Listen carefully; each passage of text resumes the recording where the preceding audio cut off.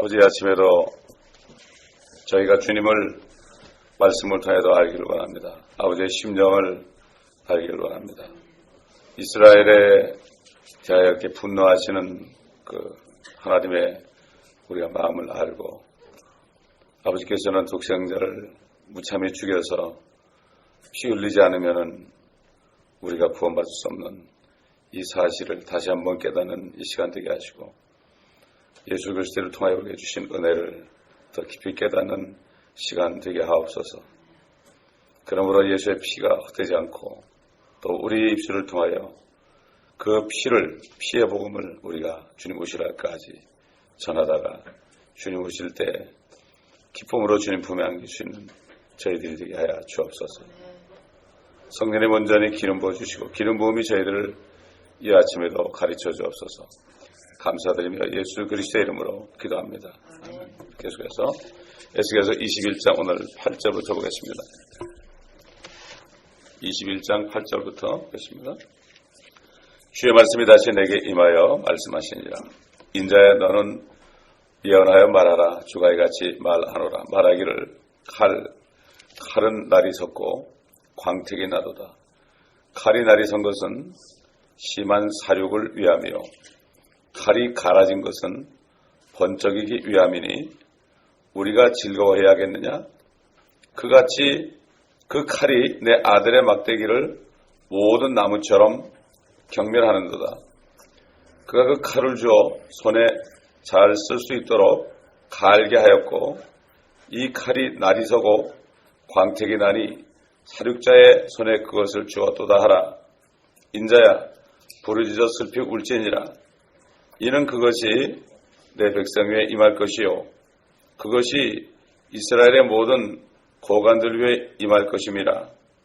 그 칼로 인하여 공포가 내 백성 위에 임하리니 네 허벅지를 치라. 이는 시련 때문이니 만일 그 칼이 그 막대기까지도 경멸하면 어떻게 되겠느냐? 그 막대기가 다시는 있지 아니하리라. 주 하나님이 말하노라. 여기까지 보겠습니다. 하나님의 입에서 나오는 말씀이 얼마나 참 무서운 말씀인지 모르겠어요.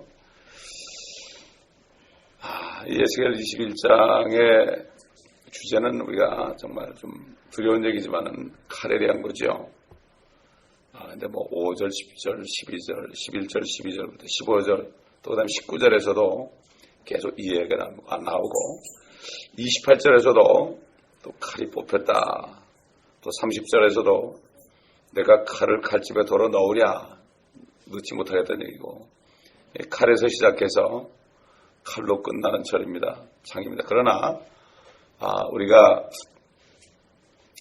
이 말씀을 우리가 들을 때 그 주님의 그 말씀 속에서 참 하나님 아들을 이 땅에 보내지 않고서는 아무도 구원받을 수 없는 이러한 아버지의 심정을 우리가 알아야 되고, 이렇게 칼을 가지고 심판하신 것은 정말 하나님이 거룩하신 분인데 우리가 어찌 하나님께 쓸 수 있겠습니까? 거룩하신 하나님을 뵙기 위해서는 아무도 쓸 수 없는데, 그렇기 때문에 쓸 수 없다는 것을 깨닫게 하기 위하여, 구약은 우리가 죄인이라는 것을 깨닫게 하기 위하여 이렇게 이스라엘 백성을 만드셔서 정말 그들이 본보기로 우리를 대신하여, 그들이나 우리나 마찬가지죠. 우리를 대신하여 그들은 하나님을 섬기지 않고 우상을 섬기다가 결국 망할 수밖에 없었다. 하나님은 보이지 않잖아요. 하나님은 보이지 않는데 사단은 우상을 만들잖아요. 눈에 보이게. 그렇기 때문에 결국은 보이지 않는 하나님을 어떻게 믿겠습니까? 믿을 수가 없어요. 보이는 사람을 더 믿고 보이는 우상을 더 믿죠. 어떻게 보이지 않는 하나님을 믿겠습니까? 우리가 보이지 않는 하나님을, 우리가 보지도 못한 예수님을 우리가 믿었다는 게 이게 보통 은혜가 아닙니다. 이게 은혜를 주셔서 왜 믿는 거죠? 어떻게 믿어요? 한번 잘 생각해 보세요. 우리가 예수를 어떻게 믿는가? 그렇지 않습니까? 이게 은혜입니다.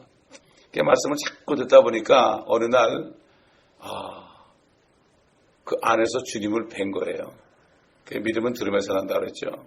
들음은 하나님의 말씀이라고 그랬어요. 왜냐하면 말씀 안에 하나님이 계시거든요. 그러므로 하나님의 말씀을 듣지 않고서는 하나님이 어떤 분인가를 알 수가 없는 거죠. 자, 성경에 칼이 세 가지가 나옵니다. 칼이 세 가지 나오죠. 첫째 하나는 우리가 잘 아는 칼입니다. 히브리서 4장 12절에 있는 말씀 잘 알죠. 하나님 말씀은 살아있고 활력이 있어 양날이 있는 어떤 칼보다도 예리하여 혼과 영과 그리고 골수와 간절을 찔러 가르고 마음의 생각들과 의도들을 판별하느니라. 결국 하나님의 말씀을 들을 때 그 말씀 안에는 칼이죠. 그 칼에 날이 서 있습니다. 좌우에 양날이 서 있습니다. 날이 두 개다 이런 얘기죠. 그 말씀을 들을 때 그 첫 번째 칼은 진리의 칼이죠. 그래서 죄인들의 심장을 뚫습니다. 그래가지고 그 하나님의 거룩하신 칼이 들어올 때 결국은 내가 죄인이라는 걸 깨닫죠. 또 내 죄가 생각이 나죠. 그래서 회개할 때 또 그 다음에 두 번째 날은 바로 은혜 날이 들어오죠. 그럴 때 회개하는 사람에게 은혜를 주셔서 모든 죄를 다 용서하시고 이제는 그 칼이 뭐가 됩니까? 그 칼이 사단과 싸워서 이기는 그러한 칼로 만들어지는 거죠. 이게 성령의 검으로 변하는 겁니다.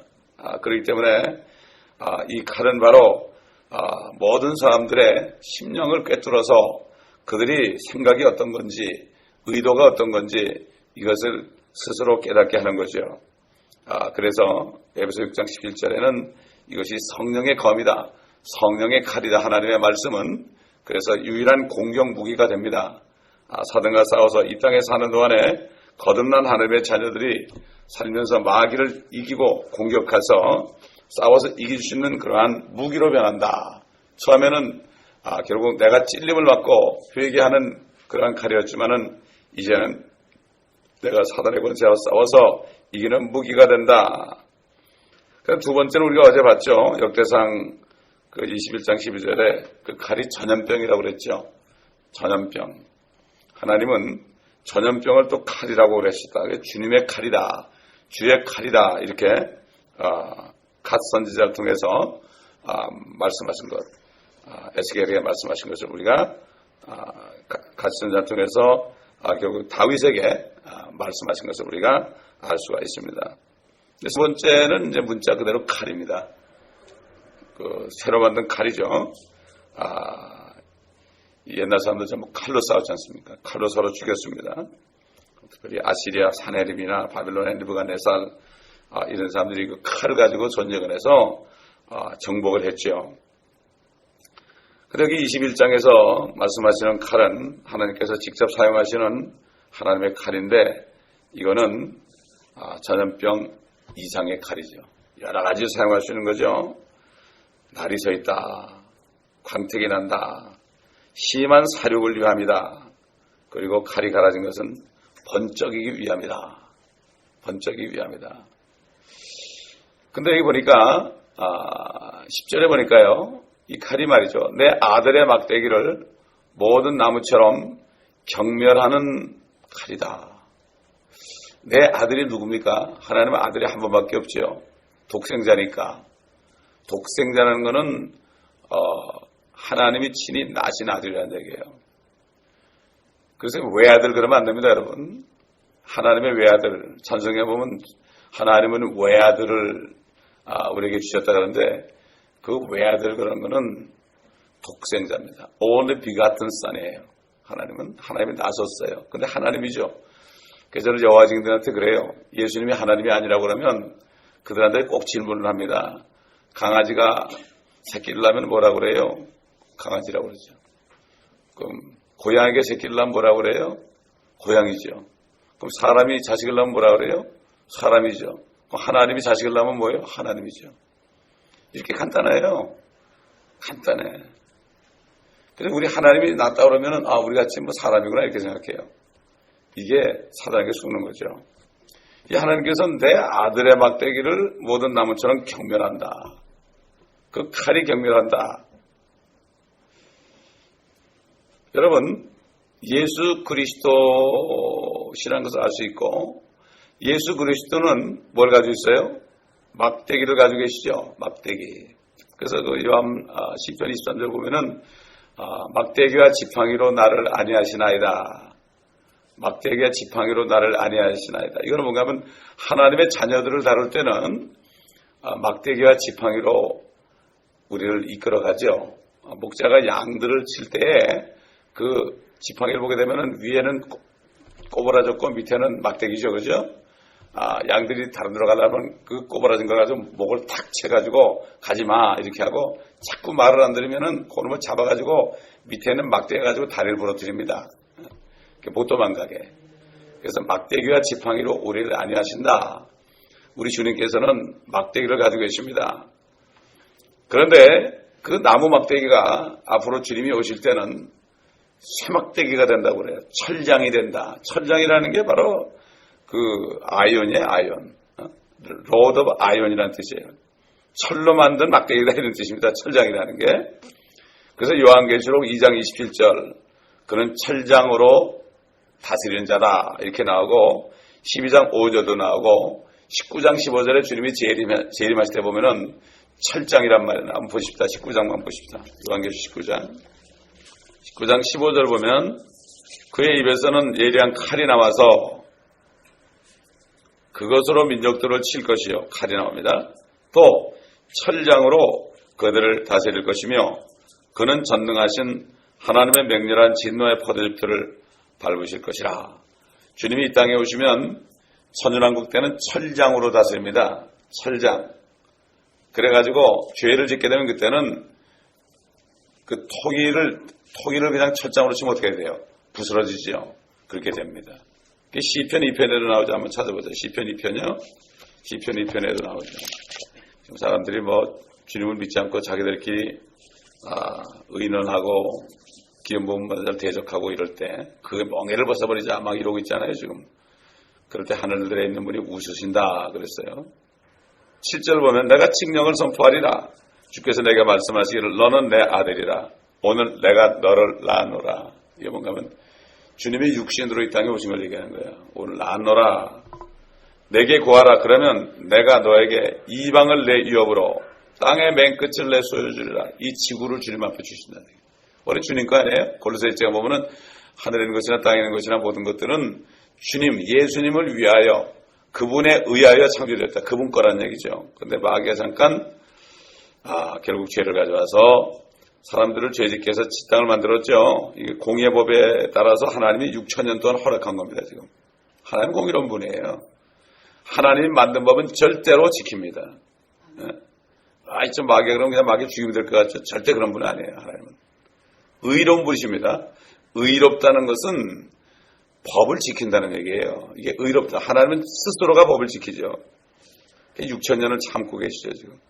근데 이제 주님이 오시면 땅의 맨 끝을 주님께 주는데 9절 보니까 네가 예수님이죠. 그들을 철장으로 깨뜨릴 것이며 토기장의 질기를 같이 산산이 부수리라 하였도다. 그러므로 오 너희 왕들아 이제 현명해지라. 너희 땅의 재판관들아 교훈을 받을지어다.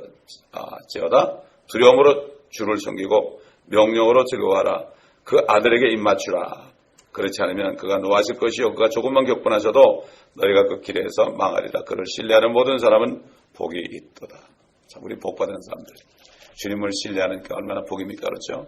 주님만을 신뢰해야 됩니다. 주님 외에 다른 것을 신뢰하면 다 제해버립니다. 우리 한번 이사야서 보겠습니다. 이사야서 3장입니다. 미안합니다. 3장 1절부터 보라 주 만군의 주가 예루살렘으로부터 또 유다로부터 의지하고 지지하는 것을 제하나니 곧 의지하는 모든 식량과 의지하는 모든 물과 용사와 전사와 재판관과 선지자와 총명한 자와 원로와 50부장과 존귀한 자와 상담자와 정교한 기술자와 설득력 있는 웅병가라. 또 내가 아이들로 그들의 통치자들이 되게 하고 아기들로 그들을 다스리게 하리라. 이게 뭡니까? 이스라엘 백성들이 하나님의 의자잖아요. 그거 다 지어버렸어요. 마찬가지입니다. 영적으로 우리 하나님의 자녀들이 말이죠. 주님보다도 다른 것을 의지하죠. 그러면 다 지어버립니다. 다 제해버려요. 그래서 많은 사람들이 어떻게 하죠?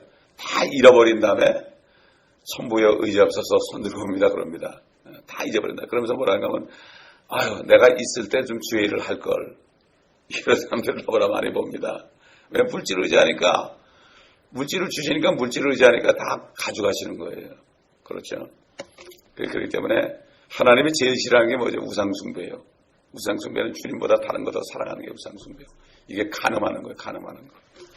그렇기 때문에 이제 주님이 오시면 막대기 이 철장을 가지고 온 지상에는 다 부셔버립니다. 다 죽인단 말이죠. 포도즙들을 밟는단 말이죠. 그렇기 때문에 참 이게 사람들이 지금은 모릅니다. 지금은 몰라요. 그러나 앞으로 이렇게 될 텐데 그래서 예수를 믿으라고 우리가 정말 눈물을 흘리면서 해야 됩니다. 어떤 분이 전도를 하는데 전도를 막 하고 있는데 저 대구인가 어디 있는 자기 아버지인가 어머니가 구원받지 못한 게 생각이 났대요. 그래서 그냥 성경이 충만해가지고 전화를 걸었대요. 전화를 걸어가지고 막 울면서 예수 안 믿으면 지옥 간다고 말이야. 막 엉엉 울면서 그랬대요. 그랬더니 막 같이 울면서 나 믿을게 그러더래. 예? 그래서 그분이 매일 주일마다 전화 걸었대요. 진짜 교회 가야지 안 가는지. 그랬다는 간증을 들었어요. 저도 구원받고 나서 우리 누님이 큰 누님만이 예수를 안 믿었어요. 전화통 붙잡고 산호세 계시는데 막 엉엉 울었더니 그래 내가 믿을게 하면서 같이 울면서 주님을 무릎 꿇고 영접을 했어요.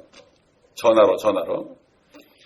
사실 그래요. 이렇게 보면 어떤 분들은 자기 아버지 어머니가 불교 신자인데도 전도를 안 하더라고요. 근데 결국은 그 엄마가 치매 걸리고 아버지도 죽을 병에 걸리더라고요. 전도를 못하게 돼버렸어. 그분이 장로예요. 장로.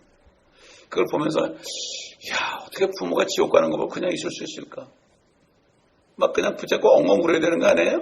진짜 믿는다면 그런 걸 볼 때 너무나 가슴 아픈 거예요. 정말 너무 가슴 아픈 거예요. 그러니까 우리가 이 말씀을 왜 됩니까? 이 볼 때 이 정말 주님의 이 칼이 이제 곧 임하는데 그래서 말씀을 들을 때 우리가 어떻게 됩니까? 마음속에 그들이 불쌍한 마음이 생기게 되는 거예요. 근데 보면은 그 옛날 바울도 그랬죠. 성도들에게 편지할 때 너희는 너희 자신의 일만 돌본다. 네 것만 생각한다. 네 일만 생각한다. 네 남편, 네 아내, 네 자식만 생각한다. 하나님의 일을 생각하자. 하나님의 일은 뭐지요? 하나님은 한 사람이라도 더 정말 회개하는 죄인들이 회개하고 주님을 믿을 수 있도록 인도하는 게 바로 하나님 일 아닙니까? 그런데 여기 보면 여기 지금 칼이 말이죠. 이스라엘을 사륙하는 칼이 예수 그리스도의 막대기를 경멸한다. 우습게 여긴다. 참 이상한 말이죠. 참 이상한 말. 우리 이 성경 읽다 보면 우리가 이해할 수 없는 말이 가끔 나와요. 근데 이제 그 11절에 답이 나오죠. 11절 보니까 그가 그 칼을 주어 손에 쓸 수 있도록 갈게 하였고 이 칼이 날이 서고 광택이 나니 사륙자의 손에 그것을 주었도다. 결국 하나님께서요. 하나님이 칼을 휘두르는 게 아니라 이 칼을 이스라엘 백성들을 사륙할 자에게 칼을 건네줬어요. 그리고 그가 칼을 잘 갈아가지고 일하게 날을 세우고 아주 번쩍번쩍하도록 했다. 결국 이 칼을 받은 것은 살육자의 손입니다. 그렇다면 살육자가 누굽니까? 그야 물론 마귀입니다. 마귀는 히브리서 2장 14절 보면은 죽음의 세력을 가진 자다. 죄와 사망의 권세를 가진 자다. 이렇게 얘기했죠. 출애굽기 12장에 보면 말이죠. 하나님께서 그 이집트의 장자들을 칠 때 어떻게 했죠? 결국 그 멸망시키는 자로 그들의 집에 들어가가지고 치도록 허락했죠. 그러니까 결국 뭔가 하면 이스라엘 백성만은 거기 못 들어가게 했죠. 그런데 다른 모든 이집트 사람들의 집은 왕궁으로 시작해서 멸망시키는 자가 들어갔죠. 하나님께서 그때도 사단을 사용한 거예요. 사단을 사용해가지고 이집트의 장자들을 다 죽인 거죠. 짐승 때부터 말이죠. 왕자까지 다 죽였습니다. 그러니까 멸망시키는 자, 마귀를 동원하시는 거예요. 하나님은 우리를 심판할 때, 우리를 징계할 때도요. 징계할 때도 주님께서 사람의 손을 씁니다. 우리 다 같이 시편 12편 보겠습니다. 17편.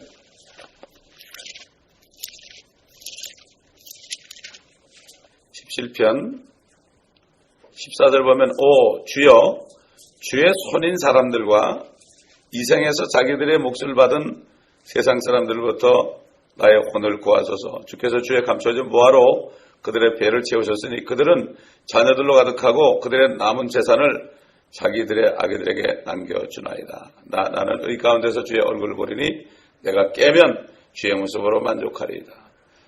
주의 손이라. 여러분 하나님은 항상 하나님의 자녀들이 죄를 짓잖아요. 그럼 세상 사람들, 믿지 않은 사람들의 손을 가지고 우리를 징계합니다. 우리를 때리기도 하고요. 우리를 모욕 주기도 하고요. 욕하기도 하고요. 막 이렇게 하죠. 주의 손이다. 그리고 그들은 주의 칼이다. 그랬어요. 주의 칼이다. 주의 칼이다. 13절 보면은 오 일어나 주여 일어나 그를 대항하시며 그를 굴복시켜서 악인으로부터 나의 혼을 구하소서. 그는 주의 칼이니이다. 악인이 주의 칼이 되는 거지요. 똑같은 거예요. 하나님께서 이스라엘을 징계하실 때 심판하실 때 마귀에게 칼을 들려줬어요. 욥을 시험할 때, 욥을 단련할 때도 마귀에게 칼을 들려줬잖아요. 그래서 그냥 아들 10남매를 다 죽여버리고 재산을 다 칼로 이방 사람들이 와서 다 뺏어가게 했죠. 예. 또 전염병 같은 그 병으로 쳤잖아요, 그 몸을. 그래가지고 완전히 문둥병 같이 걸리게 했죠. 하나님은 이렇게 이 멸하는 데 익숙한 자를 쓰는 거죠. 하나님께서 마귀를 지금 쓰고 있어요. 마귀는 자기가 좋다 그러고 세상을 다스리고 있잖아요. 그러나 하나님은 그 마귀를 종으로 사용하고 있어요. 다 쓴 다음에 어떻게 되죠? 버리죠. 옛날 바벨론을 하나님이 썼습니다. 아시아를 썼습니다. 이집트를 썼습니다. 그리스를 썼고 로마를 썼고 히틀러를 썼습니다.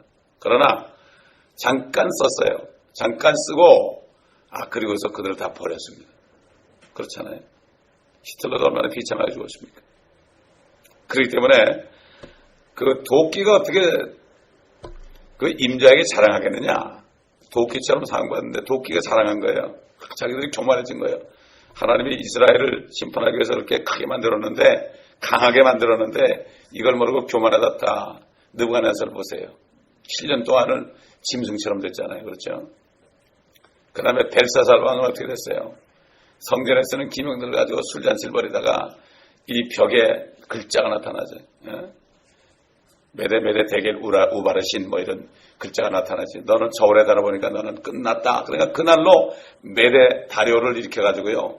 다리오가 그날 들어가지고 그를 죽이고 바벨론이 멸망하게 된 겁니다.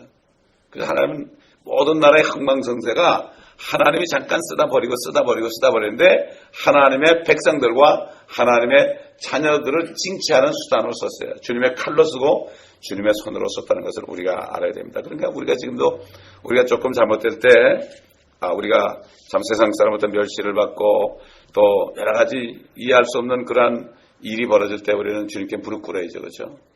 무릎을 꿇고 주님 하고 그러면 주님의 음성이 들릴 겁니다. 물론 우리 연단할 때도 있죠.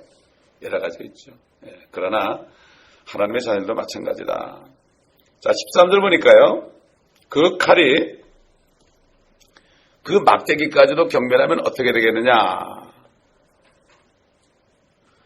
자, 이 막대기 다시 한번 봅니다. 이 막대기가 우리가 성경에 나타난 막대기 출애굽기에 보게 되면은 모세의 막대기가 있고 아론의 막대기가 있습니다. 그렇죠?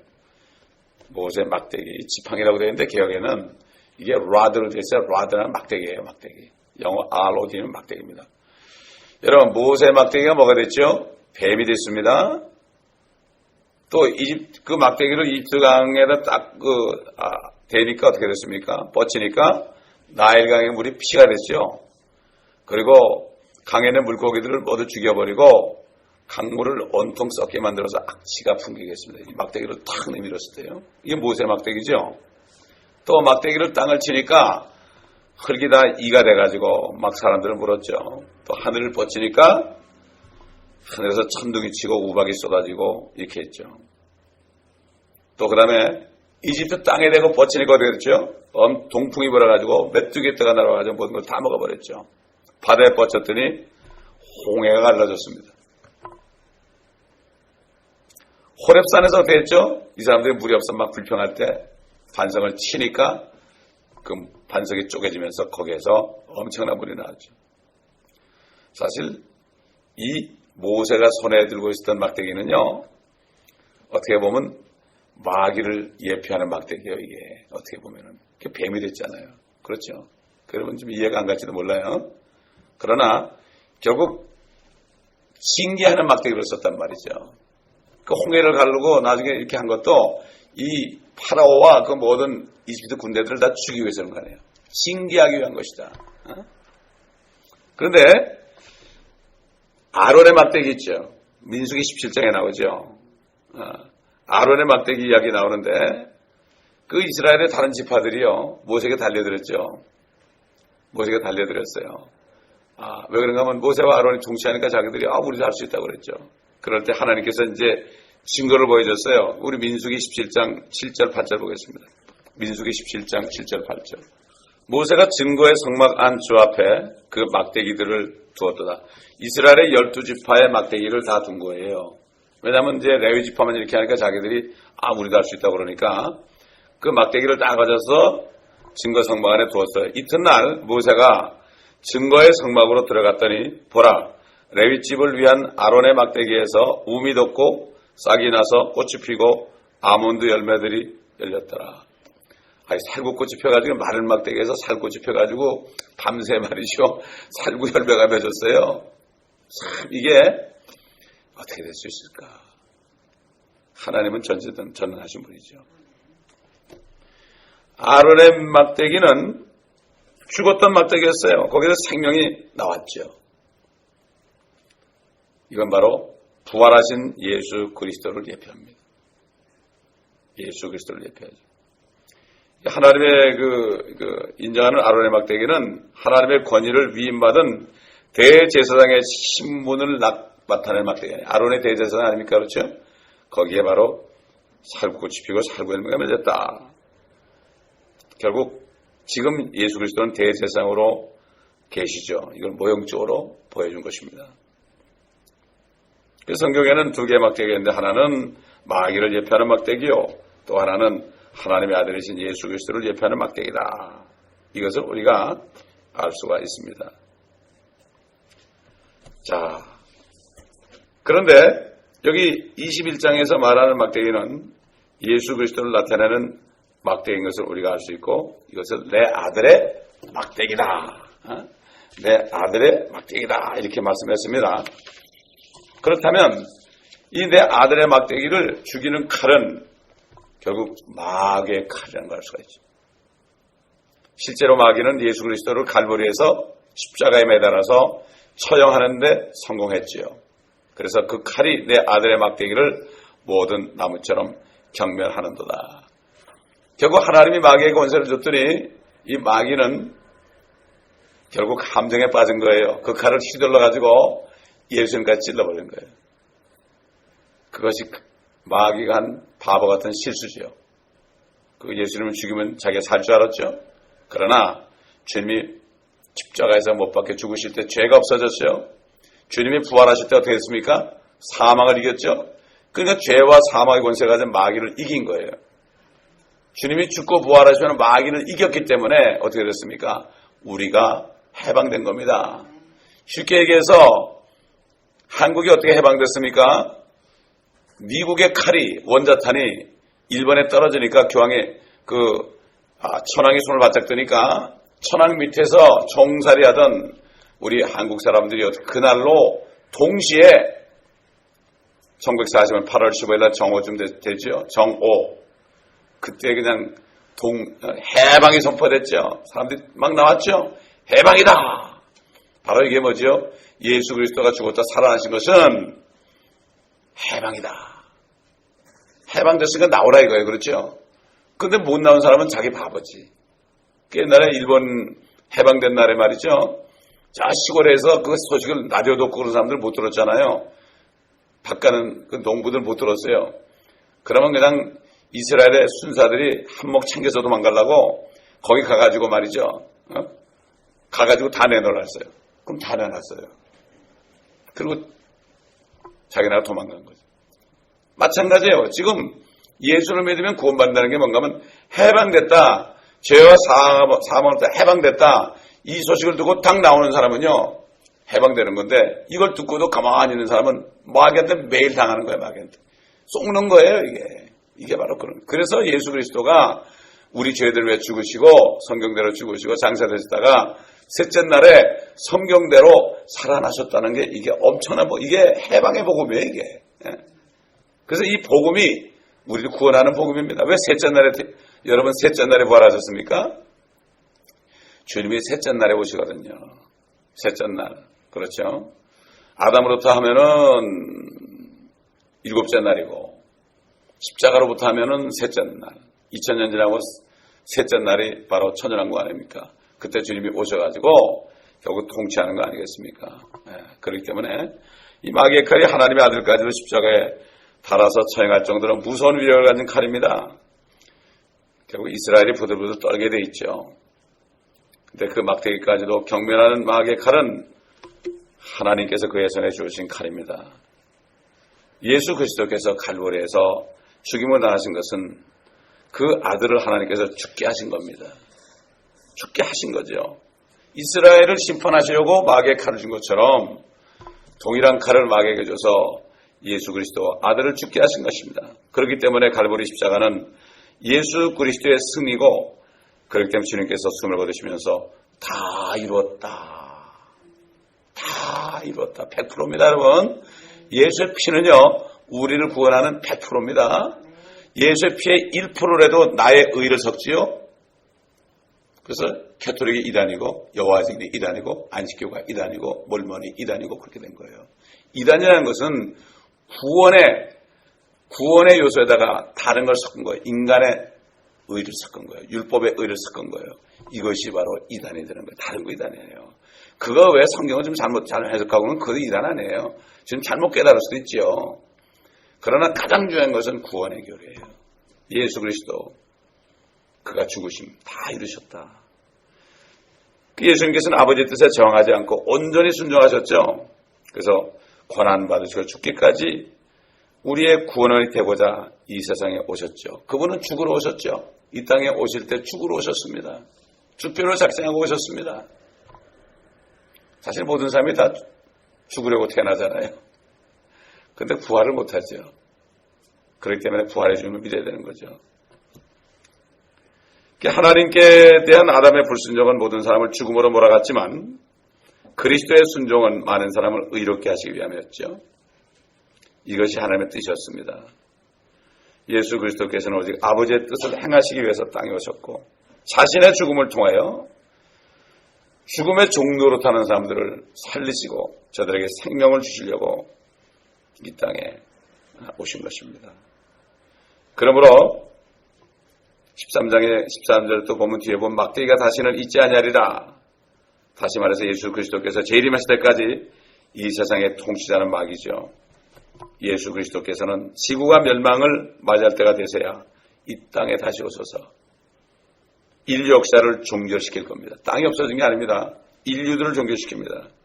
그분께서 천연왕국의 왕으로서 이 땅을 통치하실 때 그분의 손에 들려져 있는 막대기는 더 이상 나무 막대기가 아니라 철로 된 막대기 철장이 될 것이고 그때가 되기까지 이 세상은 마귀에게 주어진 것을 우리가 알아야 됩니다.